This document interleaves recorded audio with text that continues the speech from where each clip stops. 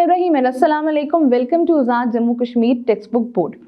This is Hamna Binte Shahzad. Dear teachers and dear students, आज के इस वीडियो लेसन में हम देखेंगे साइंस फॉर द ग्रेड 6 का unit number 3 and the title of the unit is balance. कि प्रॉब्लम न्यूट्रिशनल डेफिशिएंसी से क्या हो सकती है। अगर हम क्वाइट अमाउंट में अपनी एक जो रिक्वायर्ड अमाउंट है उसमें इनफ पर्टिकुलर न्यूट्रिएंट नहीं लेंगे तो हमारी बॉडी प्रॉपरली काम नहीं करेंगी। ये हमें कुछ न्यूट्रिशन प्रॉब्लम्स को क्रिएट कर सकती है। इसलिए ये बहुत इंपॉर्टेंट है कि हम प्रोटीन्स, मिनरल्स, फाइबर, वाटर को अपनी बॉडी में शामिल करें। ये हमें ग्रो करने में हेल्प करती हैं।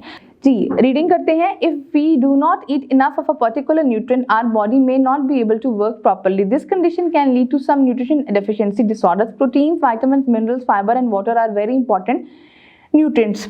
Our body need these nutrients to grow properly and stay healthy. Deficiency of the protein. If a child does not take enough protein in the body, she may suffer from kwashiorkor.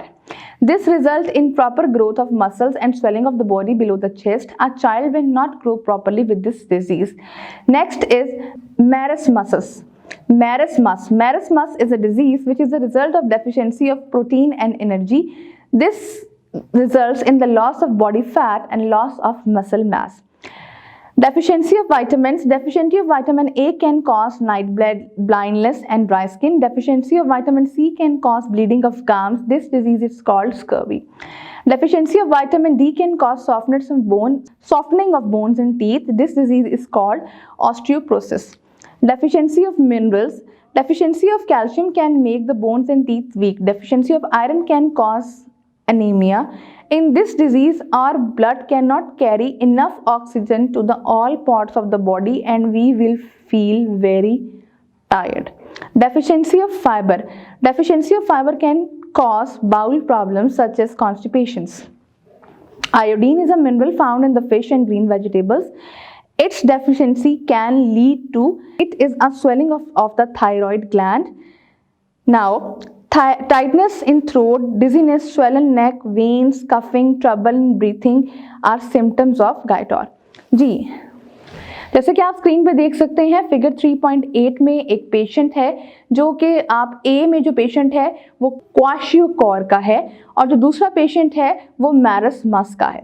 क्वाशियोकोर एक ऐसी हमारे पास disease होती है जिसमें अगर हमारी body को enough protein ना मिले और इनफ आपकी बॉडी को प्रोटीन जब नहीं मिलती तो आपका जो चेस्ट वाला पार्ट होता है वो वीक हो जाता है और जो उसके नीचे का पार्ट आपका होता है वहाँ पे चेस्ट के नीचे का वहाँ बॉडी स्वेल कर जाती है और वो फूल जाती है। दूसरा है मैरसमस। मैरसमस में बच्चे को एनर्जी और साथ जो है वो प्रोटीन नहीं मिलती जिसकी वजह से बॉडी का फैट और मसल जो होते हैं वो लूज हो जाते हैं। विटामिन ए की कमी अगर हमारी बॉडी में होगी तो हमें नाइट ब्लाइंडनेस हो जाती है, रात को नजर आना बंद हो जाएगा, हमारी स्किन ड्राई होना शुरू हो जाएगी। विटामिन सी की डेफिशिएंसी से मसूड़ों से खून निकलना शुरू हो जाता है। इस डिजीज को स्कर्वी का नाम भी दिया जाता है। विटामिन डी की जो कमी होती है उससे हमारी हड्डियां और हमारे जो दांत होते हैं वो नरम हो जाते हैं और जिसकी वजह से ऑस्टियोपोरोसिस का भी प्रोसेस जो है वो स्टार्ट हो जाता है। डेफिशिएंसी ऑफ मिनरल्स जो होती है, जब कैल्शियम हमारी बॉडी से कम होता है तो हमारी हड्डियां और हमारे दांत कमज़ोर होते हैं। आयरन कम होता है तो अनीमिया हो जाता है। अनीमिया का मतलब क्या है कि आपकी बॉडी जो है वो अब इनफ ऑक्सीजन कैरी नहीं कर रही और दूसरे पार्ट तक नहीं पहुंचा रही। इसकी वजह से आप टायर्ड फील करोगे। डेफिशिएंसी ऑफ फाइबर की वजह से बाउल की डिजीजेस हो सकती हैं जिसकी वजह से कॉन्स्टिपेशन यानी कि कब्ज की प्रॉब्लम हो सकती है। अब चलते हैं पेज नंबर 36 पे।